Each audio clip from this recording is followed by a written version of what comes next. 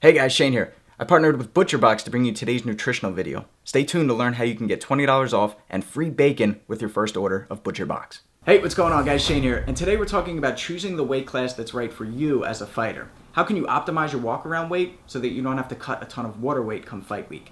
So my philosophy with me and with my fighters is that I want to always be fight ready. For me, it's self-defense reasons, but for my fighters, I want them to be able to take fights on short notice. I want them to have energy so they can get the most out of their workouts, and I want them to recover properly. Okay, so that's the importance of having a clean diet, because what you put in is going to have a direct correlation to what you put out.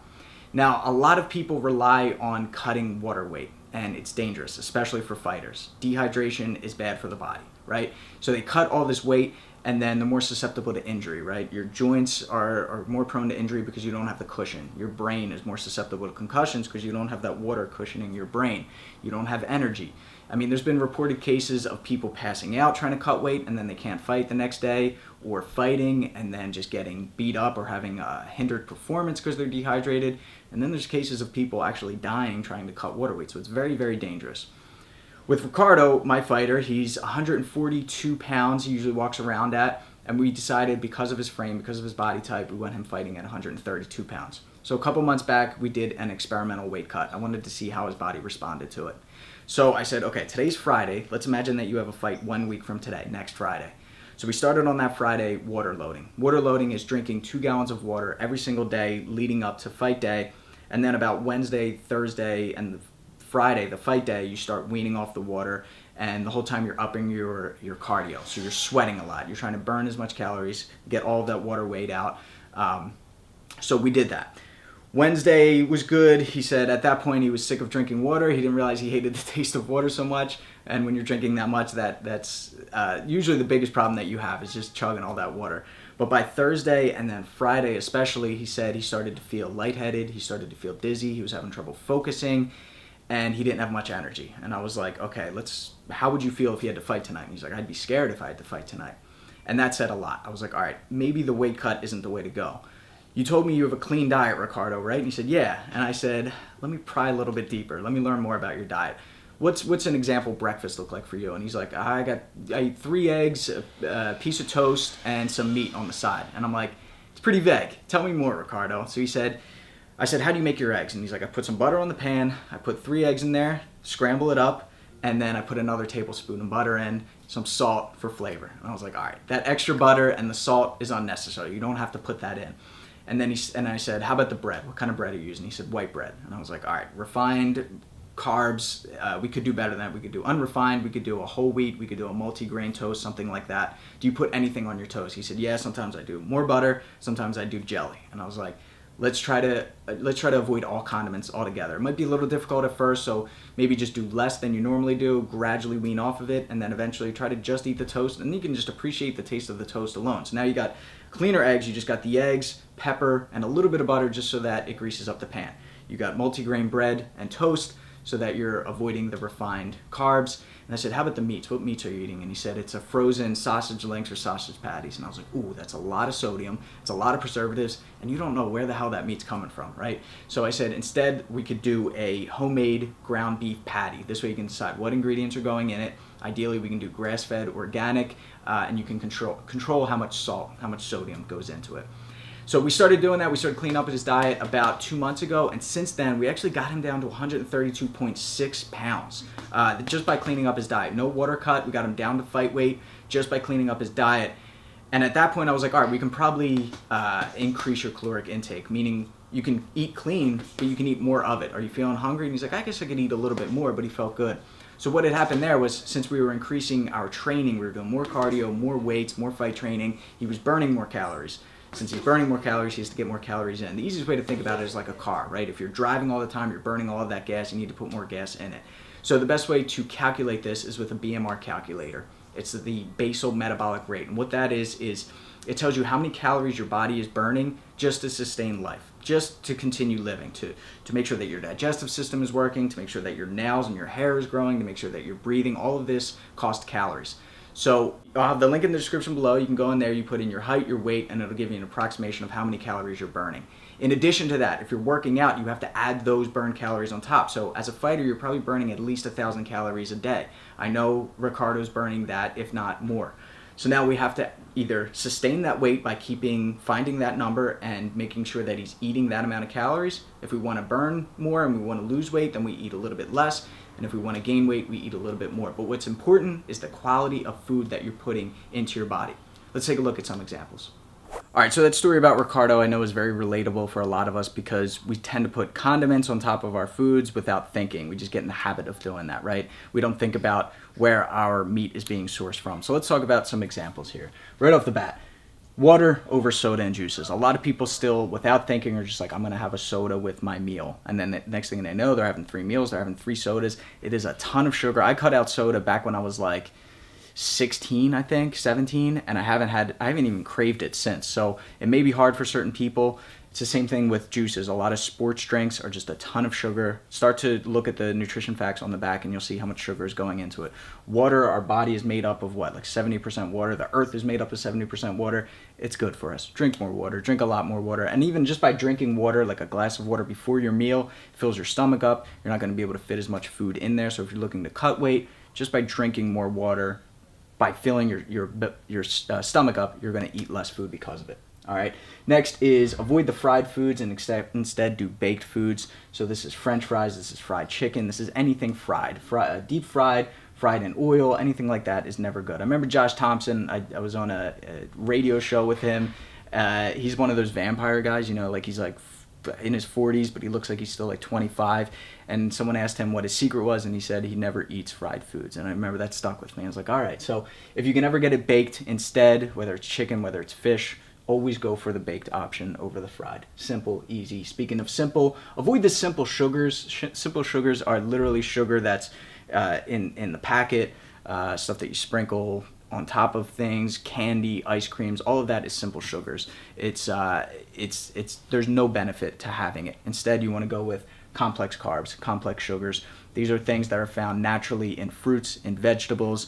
These take a lot longer for your body to break down so that you have sustained energy over a longer period of time. Okay, so vegetables, fruits, bananas are one of my favorite fruits, kiwis, apples, all of that is so much better than any type of simple sugars. Like I said, it's going to be in soda, it's going to be in sports drinks, it's going to be in cakes, desserts, etc. Avoid that. Junk food, so to speak. Okay? Processed. Anything that's processed, and the easiest way to think about this versus fresh, organic is when you go into a food store, anything on the outside is usually going to be fresh, and then you can find the organics within there. And then anything in the middle of the food store is going to be processed stuff. So it's stuff that's in boxes, it's stuff that's in cans, in bags, things that have a long shelf life. And you have to think about what is going into that to give it such a long shelf life, right? If you have a piece of meat, it probably goes bad after a couple days or a week in the refrigerator. That's normal, right? That makes sense. But if you have canned meat or you know, cereals and all these other processed foods that can last for months and years, you have to wonder what's actually in that to be able to preserve it. And is that good to be eating? Probably not. Okay, so if you can get things on the outside of the grocery store, much better. Try to start shopping that way. Then we got sauces, dressings, condiments, and especially with Ricardo, he was putting ketchup on things, he was adding salt, a lot of butter onto things. Start to pay attention, and it's just about being mindful of what you're doing, right? We get into habits as humans, and we forget that we're even doing it. So I don't add anything. Like, I eat my salads dry. I don't love salads, so I get a salad, and I just eat it. It's the first thing. I just know that I need those leafy greens, and I don't add any dressings on top of it. None at all. But what you can start doing is just lightening up the amount that you're putting on. Again, just portion control, okay? I also like to think about raw toppings as opposed to sauces, dressings, and condiments. So an example of that is on a cheeseburger, instead of doing cheese, put avocado on it. All right, it's going to be a lot better, a lot healthier. You get the healthy fats over the saturated fats in cheese. Your body's going to appreciate that much more. And then some more examples down here. Again, the cheeseburger, instead of the cheeseburger, we could do a burger, but put lettuce, tomato, avocado, onion, raw, fresh on there. It's going to be much better than cheese and the fried onions and sauces and all that. Or we can just skip the cheeseburger completely and we can do like a baked fish. Okay, so you're starting to see the difference there. Then we got white breads is refined. We want to do an unrefined, so it would be like whole wheat or multigrain bread is much better. Or we could just do like a brown rice or a quinoa. And again, brown rice is the unrefined version of the refined white rice. Okay, so you start to see the white is stripping nutrients. Think of it about it that way. French fries as your side is usually what comes with a sandwich or a meal at dinner. Avoid the French fries. That's another one that I cut out of my diet, and I've been feeling great because of it. I've been cutting out cheese, but again, French fries, and instead just do the mixed veggies. You can do it steamed, grilled, something that is, again, we're getting those complex carbs, we're getting the vitamins, the nutrients, much better than getting anything fried. So I've been eating this way for about 10 years now, and with Ricardo, he said it was a bit of a struggle at first, breaking habits and changing the portions and that kind of thing, but seeing that we were able to get him down to fight weight naturally just by cleaning up his diet without cutting any water weight was great. As a team, we now know that's the best way of getting him to that weight so that he's got the max amount of energy. He feels good, he feels confident, he feels focused going into it. Since then, he's put on a little bit more weight, right? So now he lingers about 140 pounds, but he has the knowledge now, knowing how to clean up his diet and change it up so that he can get back down to fight weight come fight week. That being said, let's take a look at an example recipe of a meal that I would make. So for this video, we teamed up with ButcherBox. It's a subscription service that sends high quality meats. And this is actually the second box that I got for them because I housed the first one. Their food is delicious. So it comes frozen, you throw it right in your freezer, and when you're ready to eat it, you thaw it out and you're good to go. Not only is their food delicious, but it's also hormone free, it's all antibiotic free. The red meats are all 100% grass fed and grass finished. I didn't know what that meant, but what that means is there's much less saturated fat and there's much more healthier unsaturated fats like omega-3s and CLAs, which are great for the heart, great for the brain, and also reduce the risk of cancer. There's just more minerals and vitamins in them.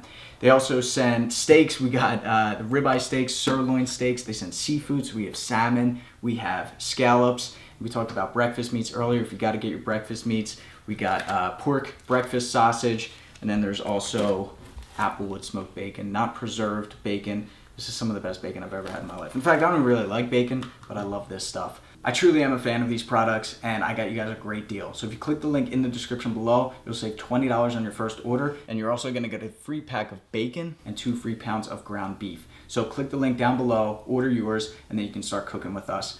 Today we're gonna make a salmon recipe. Check it out. So we're going to make a salmon with quinoa and asparagus. First up, let's make that quinoa. So we're just gonna put a half a cup in a bowl with 1 cup of water, let it come to a boil, stir it, and then we're just gonna cover it, reduce the heat, and let it simmer for about 15 minutes or until the water evaporates. As that cooks, we're going to preheat our oven to 375 degrees. This is where we're gonna cook our salmon and asparagus. So once the salmon is thawed out, we'll take it out of the package, pat it dry, and we're just gonna sprinkle some salt and pepper on top, skin side down. Place a sheet of tin foil over a tray, grease it up with cooking spray or olive oil, put the asparagus down, we're going to drizzle some oil on top, salt and pepper, and then we're actually going to tent this and crimp the edges of the tin foil together. We're going to keep it loose, we want the steam to be able to escape, and we're just going to push this off to the side so we have room for our salmon. Now we're going to make a garlic mixture on top, so I'm peeling and mincing 3 cloves of garlic, and then we're going to put this in a small bowl here, and we're just going to mix this in with 1 tablespoon of parsley, drop that in there, and then 3 tablespoons of olive oil. We're gonna mix this together, and then we're just going to cover the top of the salmon, and just make sure you cover the salmon entirely. So we're gonna take our salmon, and we're gonna put it on top of a piece of tin foil that has some cooking spray or olive oil on the bottom, skin side down, and then we're just going to tent this. We're going to throw this in the oven for about 15 minutes. Keep your eye on it to make sure that you don't dry the salmon out. And for the final 2-3 minutes, you can actually open up the tin foil and increase the heat to a broil if you want that crispy outer edge. And there you have it, guys. Salmon with quinoa and asparagus. Super healthy meal, very high in protein. You got your omega-3s, got the complex carbs. And if you need more food, you can always add a sweet potato or just have another piece of salmon, more quinoa, and asparagus. Alright, thanks for watching, guys. I hope you enjoyed this nutrition-based video because we want to turn this into a series. Comment down below and let me know what you'd like us to cover next, whether it's breakfast, lunch, dinner, snacks, pre-workout, post-workout. We're going to be using ButcherBox products in upcoming videos, so make sure that you click the link down in the description below and claim your offer. You're going to get $20 off. You're going to get a pack of bacon and 2 pounds of ground beef free in addition to all of the other meats that they send. And I'm a huge fan of this company. The products are amazing. Seriously, check it out. Click the link in the description below and we'll start cooking together. Until next time, I'm Shane with fightTIPS for the underdogs.